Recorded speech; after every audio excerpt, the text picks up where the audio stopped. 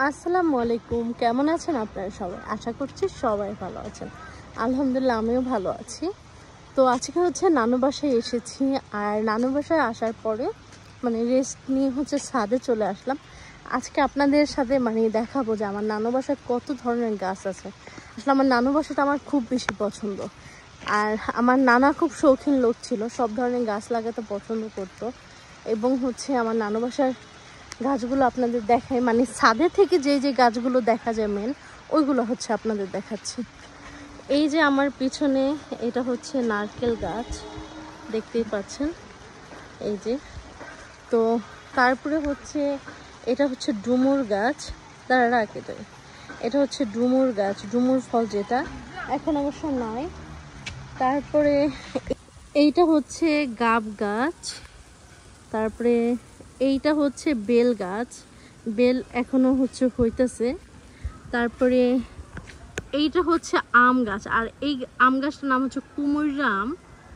এইটা নারকেল গাছ, দেখতেই পাচ্ছেন, এইগুলো ছাদ থেকেই দেখা যাচ্ছে।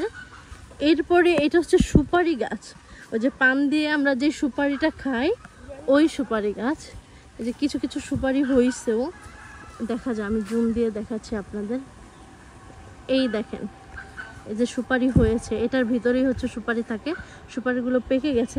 এরপরে এই জায়গাটা ছিল তেঁতুল গাছ, ওই গাছটা বিল্ডিং উঠানোর জন্য কাটা লাগে। তারপর এই যে কামরাঙ্গা গাছ, আর এই গাছের কামরাঙ্গাগুলো এত মিষ্টি। এরপরে এই যে সামনে এটা বড়ই গাছ, এটা মেহেদি গাছ, আরো অনেক ধরনের গাছ আছে। আরেকটা গাছ আছে, ওটা দেখাচ্ছি। এই যে চালতা গাছ, চালতা হয়েছে ও গাছে, এই যে চালতা হয়েছে দেখতে পাচ্ছেন। এই জায়গায় আরেকটা সুপারি গাছ আছে। আর আমার নানু বাসায় অনেক ধরনের আম গাছ আছে, এবং ডাব গাছ আছে, অনেকগুলো সুপারি গাছ আছে, সব ধরনের গাছই মোটামুটি আছে। আরো অনেক ধরনের গাছ ছিল। এই যে খেজুর গাছ দেখা যাচ্ছে। তো তারপর বাঁশের যে ঝাড় আছে ওইটা, আর মাঝখানে দেখা যাচ্ছে না, এই যে থেকে ওই নিচে ওটা পুষ্কুনি, এই মাঝখানে পুষ্কুনি।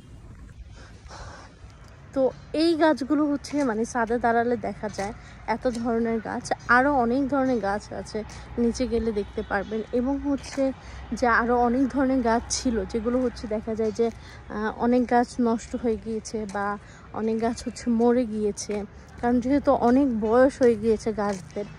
তো এই জন্যই।